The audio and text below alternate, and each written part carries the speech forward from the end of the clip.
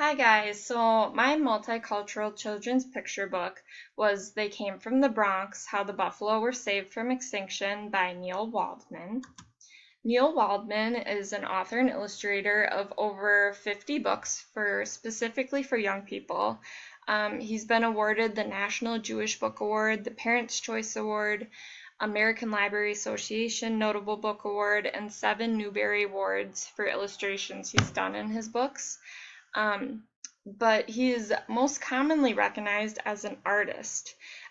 His artistic accomplishments are he has paintings in the Capitol buildings of over a dozen nations. He's been honored the Gold Medal of the United Nations for a painting he did for the Year of Peace, which is now hanging in the United Nations building. And he's also the painter of the American Achievers Centennial Exhibition. So Neil grew up in Bronx, New York, and he actually grew up right across the street from the Bronx Zoo. He was the first in his family to go to college, and in 2006 he returned to the Bronx to create a free art school called the Fred Dolan Art Academy. And I actually used screencast to create a video, a segment of a video he had in his biography, and it tells a little bit about his early life and how he came back to the Bronx to create this school. And it mostly tells about his school right now, and most of the artworks that are in this video are actually his students' artworks. So I'll go ahead and play this. And I'm sorry if you can't hear it that well. My name is Neil Waldman. My grandparents were chicken farmers who'd come to New York from Galicia in the early years of the 20th century. I was born and raised in the blue-collar neighborhoods of the East Bronx. My father, my grandfather, and my uncles were factory workers. And except for my teachers at PS 67 and 78, I was never exposed to anyone who'd gone to college. And so I never understood the value of a college education. But my passion was for drawing and painting, and I eventually discovered that if I wanted to do what I loved most for the rest of my life, I'd have to go on to art college. And so, after graduating from high school, I was able to do just that. And after college, I became an illustrator, eventually creating more than 50 books for young people. It was during those years that a dream began rising up within me. I dreamed of returning to the borough of my birth and creating an art academy there. In the process, I assembled a team of dedicated artists, illustrators, painters, designers, people like me who possessed the knowledge and the skills necessary to become professionals. I dreamed that I discovered many young Bronx artists, kids who'd never realized that by going on to art college, they might be able to earn their livings doing what they loved most for the rest of their lives. In the process, they'd be able to escape from the ghetto and build new lives in a world of possibility and hopes for the future. And so I created the Fred Dolan Art Academy, named after one of my dearest friends, a remarkable educator who'd recently died.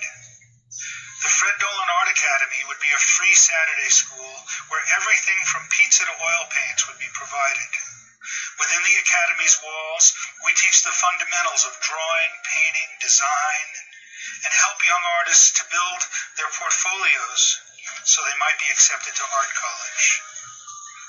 Since the Academy's genesis in 2006, 17 students have graduated, all 17 going on to college with scholarships. They've been accepted at some of the most prestigious colleges in the country, from Dartmouth, the Chicago Art Institute at NYU, to the Rhode Island School of Design, the School of Visual Arts at USC. In the process, they've begun to realize that they have the power to turn their dreams into reality, and that within the schools of this golden land, they can begin to transform their lives. Okay, so if you couldn't hear it that well, I put the link to the full YouTube video. It's 7 minutes long, but if you guys want to take a look at that, you can. Alright, so the book starts with an introduction and kind of an author's note. it says, it talks about how Neil grew up right across the street from the Bronx Zoo, and he always visited as a kid. And he remembers the buffalo herd that is at the Bronx Zoo. And he later did some research and found out that the buffalo herd at the Bronx Zoo played an important role in saving the buffalo population in the early 1900s, and thus it was called the mother herd. So the story begins with a Comanche boy and his grandmother sitting on a hill overlooking the empty valley. His grandmother tells him about the time when the buffalo populated the entire valley, and the scene kind of switches to a city where a train is being loaded with 15 crates that each have a buffalo inside of it. So then it switches back, and the boy asks what happened to the buffalo, and the grandmother starts to tell the story of how the white men had come with guns and were killing the buffalo. And as she tells her story, the scene switches back and forth to the train. Eventually, the boy says, "Look!" And he sees the 15 crates coming through the valley. And as they watch, each crate is opened and each buffalo is released into their holding corral, and that was their new home. So then the book ends with a historical note, and it's kind of the historical account of what happened to the buffalo and how they were down to 1,091. That was it for the population. And that was in 1899.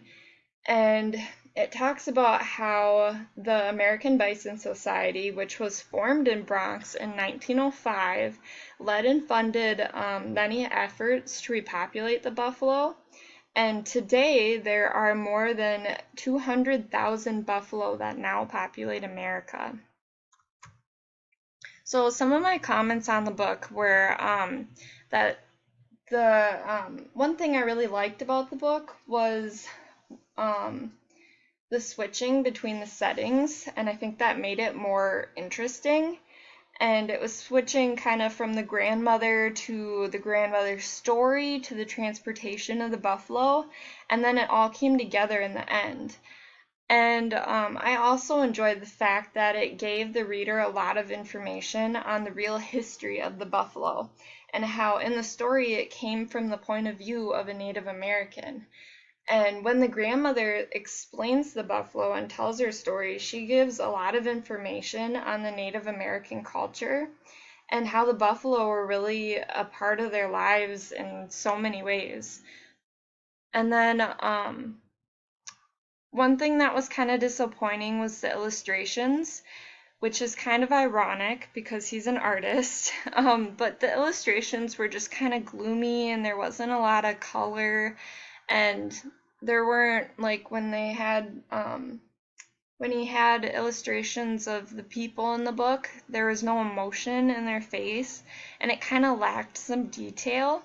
And I think it would have made the book a lot better if it was more detailed and maybe a little bit more colorful and not as, kind of subtle.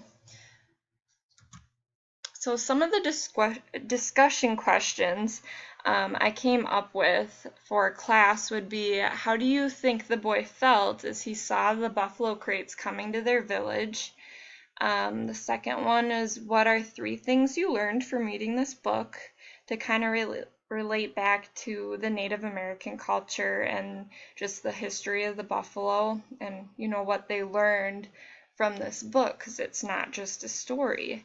And then another question I came up with would, what do you think the Great Spirit is? Because the grandmother talks about the Great Spirit and how that's who provided the buffalo and looked over the Native American people. So then my classroom activity, I came up with kind of a cutout sheet, and it's cards with different parts of the story in it, and it's so you'd have students cut out the boxes and then they'd put the plot of the story in the right order. So this would give students a physical way to understand plots and to practice making them and to apply them to a story. And I think not just writing stuff, helps kids kind of exercise their brain in different ways on how to learn a certain topic. And these are my references. I really only used one website, and then I also put the book